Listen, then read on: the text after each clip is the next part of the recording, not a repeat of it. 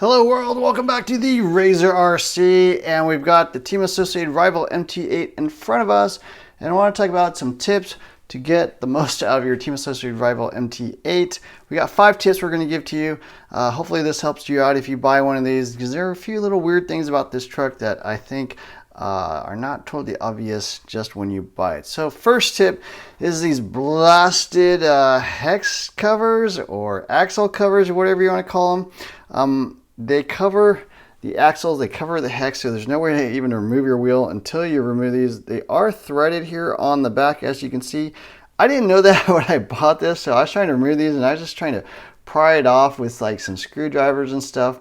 But the easiest way I found to remove these is actually to just grab it with some needle nose pliers, grab it on the end there, and then actually spin the wheel. So just hold it there, spin the wheel, that will unthread the axle cover and make your life more simple. And probably just toss these because I don't think anyone would actually use these. Not sure why they include those. It always makes you think that they're missing a tool or something that should come with the vehicle. It looks like there's like, 6 little dots there that something would grab onto, but yeah, don't find those very useful and probably something you want to toss. So hopefully that helps you out. The second tip is that the ESC is actually programmable with a Hobbywing program card. You need the LED version like we have in here. So you just plug in one cable here on the right port, the other one into the fan port, black wire there on the right from this orientation. And then if you turn on the vehicle, it actually works. And you'll see actually 5 different settings. So really nice that Team Associated provides an ESC that is programmable. And a lot of people are wondering, what are the actual programming, because every ESC is different. And it's actually the same as the Savage X Flux, so there's no documentation in the Rival MT8 manual.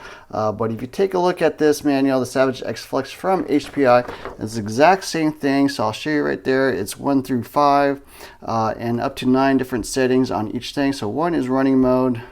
2 is drag brake, which 0 or 5% is probably appropriate. 3, auto lipo cutoff. So if you've got a high quality battery, maybe you want to run something at 6. If you've got a low quality battery, maybe you want to run it more at like 2. But out of the box, it does come at 5. Then you got punch level. It goes from 1 to 9. 5 is out of the box. Stock setting. Go up to 9 maybe on 4S, maybe 5 to 7 on 6S, or 9 if you're crazy, but yeah, that is adjustable. And then you also have the brake force. So out of the box, it is set to 50%. On 6S, if you're doing tricks, maybe drop to 25%. On 4S, I think 50% or somewhere in between would be ideal, but there's no way to get something in between. Although I do have a video on how to hack your brakes, even with a non-programmable ESC, to get in between those 2 levels. So yeah, that's tip number 2. You can program the ESC. The Hobbywing card makes it a lot easier. There are ways to program it without the program card, but for like $10, this is definitely worth it. And usually works on most other brands ESCs. So that's tip number 2. Tip number 3 is to pick up a set of these, the Techno 50 by, what is this? I think it's 4 by 50, 5 millimeter thread. So 5 by 50 millimeter turnbuckles. So the stock turnbuckles, I think they're like, I don't know, 4.5 millimeters or something. They're a little bit bigger than 4 millimeters. You will need to go a little bit upsized. And so this is what it looks like installed.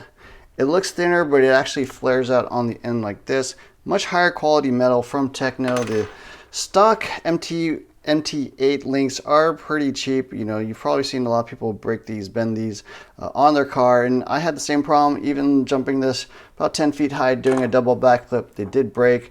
This one even looks a little bent to me, so even this one is starting to go. So yeah, pick these up. I will have a link in the description below where you can pick one of these up, but they will add a lot more durability. I've been running these on my Kaiju pretty much since I bought the Red Cat Kaiju, and they have been holding up, and I think they're a lot more durable than whatever metal they're using here with the MT8. Not a bad idea to drill out the rod ends. Maybe I'm running like a 4.2 millimeter drill bit just to open it up a little bit. You can't thread it on by hand. I was able to do that, but that'll make your life slightly easier if you want to thread those on by hand. Tip number 4 is to open up the pistons a little bit. So Out of the box, they come with a 4 by 1.2 millimeter piston. So it's 4 holes, 1.2 millimeters each. They just provide too much pack. Actually, they don't allow enough oil to flow through the piston, and I ended up actually breaking one of these inside the vehicle. Same thing on my Red Cat Kaiju, I broke one of these. When you're doing big air, you have a lot of pack. Basically, you're slamming into the ground. I highly recommend putting in an additional 2 holes on the piston. Just allows the fluid to flow through a little bit more. 2 more 1.2 millimeter holes is about perfect, and about 50 weight oil front and rear will run really well. You don't have to do it in the front. It's mainly the rear that you will break things, and so yeah, highly recommended to get the most out of your shocks. Otherwise, you'll notice actually the car tends to just kind of slam on the ground and just bounce off the ground rather than kind of absorb that shock. So that's just kind of a fundamental problem with the Red Cat Kaiju. Same thing on the MT8. They do need a little bit of piston tuning to get them to perform correctly. And the last tip is to check your diffs. So all my diffs were pretty much empty thanks to Beast Mode RC, who I think also mentioned that on my first unboxing video. Front, middle, rear diffs pretty much empty. They probably were like 5% filled or something like that. I'm actually running 20K in the front, 100K in the middle, 10K in the rear. The manual says to run 60, 130. I think that's way too thick. Lighter fluid will allow it to turn a little better, steer better, and provide a little bit better performance in my opinion. I know those people who just like to drive straight off a ramp and not actually turn like to run super thick fluids, but to me lighter fluids will actually allow it to drive a little better, at least if you're in a smaller location. If you're just flat out on huge open wide spaces, and maybe you run thicker fluids, but for normal driving, normal all-around bashing, I think somewhere around 20, 110K would be perfect. So yeah, that's pretty much it. 5 tips for your Team Associated Rival MT8. Great vehicle. A lot of this stuff they don't really talk to you about, and there are definitely some weaknesses out of the box, like these turnbuckles and the pistons, but hopefully this helped you out. If you have any other tips, throw them down in the description below, and thanks for watching. Don't forget to hit the like, share, and subscribe buttons. Look for more videos soon. Take care.